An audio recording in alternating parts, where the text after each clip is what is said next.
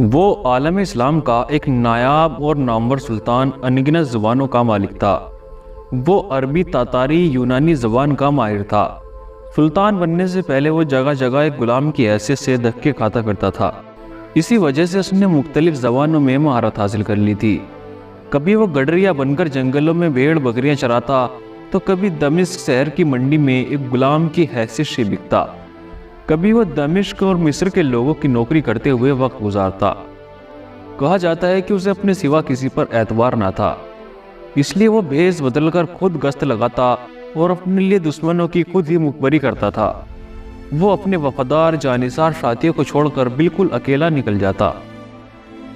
کبھی اسے مصر میں دیکھا جاتا تو کبھی فلسطین میں، اور کچھ دن بعد لوگ اسے عرب کے ریگستانوں میں دیکھتے، اور اس کے کچھ دنوں بعد ہی وہ خانہ بدوشوں کی اسی تیز رفتار سے کسی دوسری جگہ لوگوں کو دکھائی دیتا۔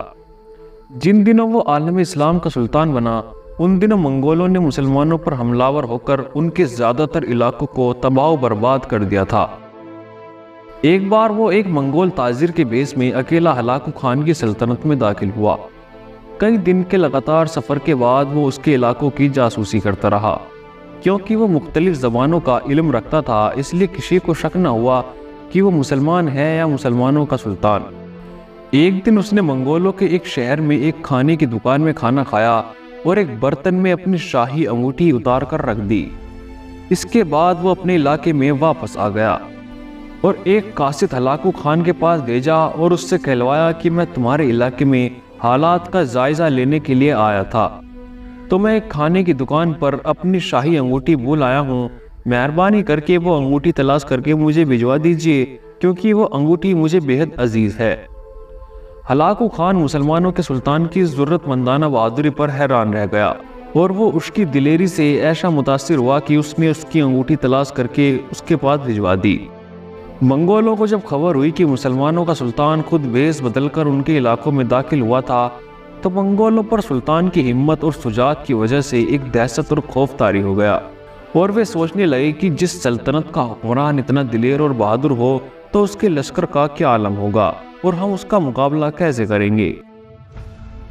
سلطان ایک بار صلیبیوں کی سلطنت انطاکیہ میں ایک عیسائی کے بھیش میں داخل ہوا اور کئی مہینوں تک وہاں کے فوجی ٹھکانوں کی جاسوسی کرتا رہا، اور ایک دن ایک ہرن کا شکار کر کے کاشد کے بیس میں وہاں کے عیسائی بادشاہ کے دربار میں جا کھڑا ہوا اور کہا کہ مجھے مصر کے سلطان نے بھیجا ہے۔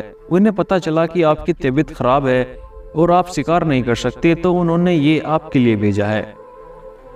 سلطان کے وہاں سے واپس آ جانے کے کچھ دنوں بعد عیسائی بادشاہ کو کسی نے بتایا کہ جو آدمی ہرن کا شکار کر کے لایا تھا وہ اصل میں مسلمانوں کا سلطان تھا۔ اس کے بعد وہاں کے بادشاہ اور عوام کی حالت بھی ویسی ہو گئی جیسے منگولوں کی۔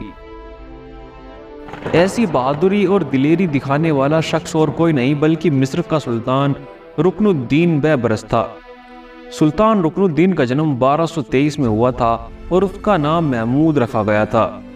اس کا باپ خوارزم شاہ کی سلطنت میں کسی بڑے عہدے پر فائز تھا۔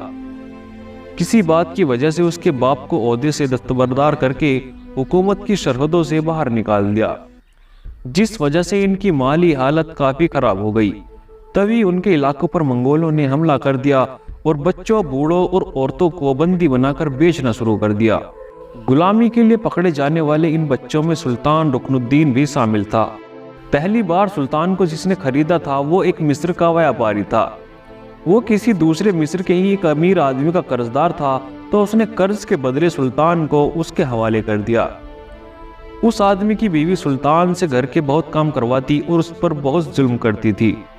ایک دن اس آدمی کی بہن نے، جس کا نام فاطمہ تھا، سلطان کو ظلم سہتے دیکھ لیا اور اس کو سلطان پر ترس آ گیا۔